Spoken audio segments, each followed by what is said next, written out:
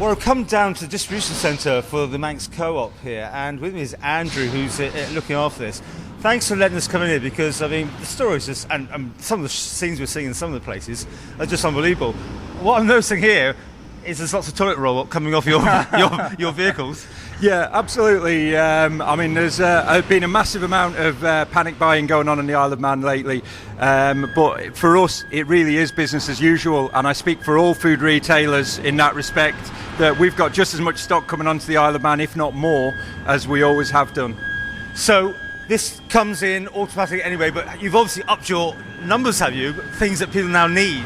Yeah, absolutely. I mean, all retailers have reacted to this, and wholesalers. So there's plenty of stock coming onto the island. There isn't any shortage of products coming onto the island. How can you get the message across to people not to stand there and buy everything up, regardless if they want it or not?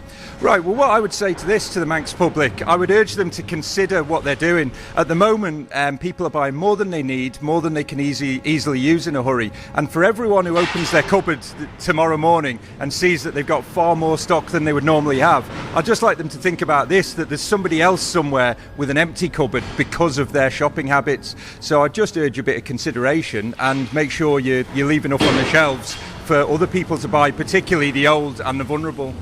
Are you stocking more than normal then? I mean, more deliveries, more items coming in? Yeah, absolutely. And I speak for all retailers when I say this. We're all working together in these times, and all retailers have got a very, very solid supply chain and plenty of stock coming onto the Isle of Man. So there won't be any problem with running out of food.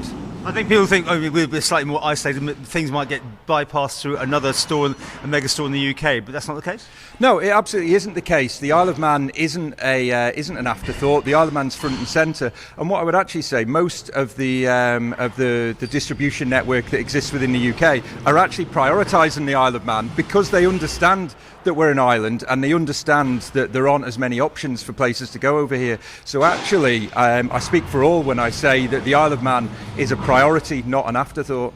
Now, everything's fine, well, everyone's in good health, but the potential is that we all know that eventually something's going to happen here. That could hit your drivers, it could hit your workforce. Absolutely, and what I would say is we've all got action plans in place to cover that eventuality. So we've got extensive plans for drivers, etc. We've got extensive plans to man the stores, etc., etc. And I speak for all retailers when I say that the food retail industry on the Isle of Man has thought of that. We've put plans in place, and we're ready for it.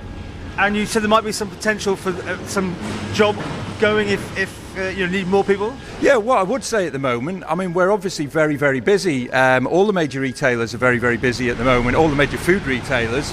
And what I would say is that if there's people out there that are available for some hours for the next couple of months, a few hours here and there, or sort of temporary contracts, casual work, then what I would say is make yourself known to your local retailer and make yourself available. We've all speeded up our recruitment process so we can make decisions very quick and give people hours and work very quick.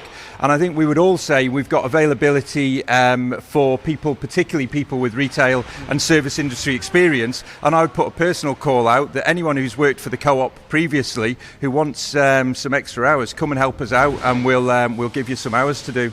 Well, let's just hope we get rid of those scenes of people standing outside the big stores at 7 o'clock in the morning waiting for them to open. But I don't know how you get that message across, really. No, well, like I say, people just need to consider that there's enough toilet rolls on this island right now to wipe the island's bottom for the next 6 months. What I'm saying is that they're not necessarily in the right place, though. There's some people would open their cupboard and they've got 100 toilet rolls in there, and then there's other people where the cupboard's bare. What I'm urging is a bit of consideration for your fellow man, and actually think about particularly the old and the vulnerable. And if you've got a bit too much, give some of it to somebody else. But by and large, please, it's a strange one, this, because what I'm saying is we want people to shop less and in a more calm fashion, which is almost unheard of for a retailer. What we're saying is buy what you need. There'll be plenty for everyone if they just buy what they need. And what I'm also saying is that be considerate to the colleagues in the store. They're all concerned as well. They're all working really, really hard.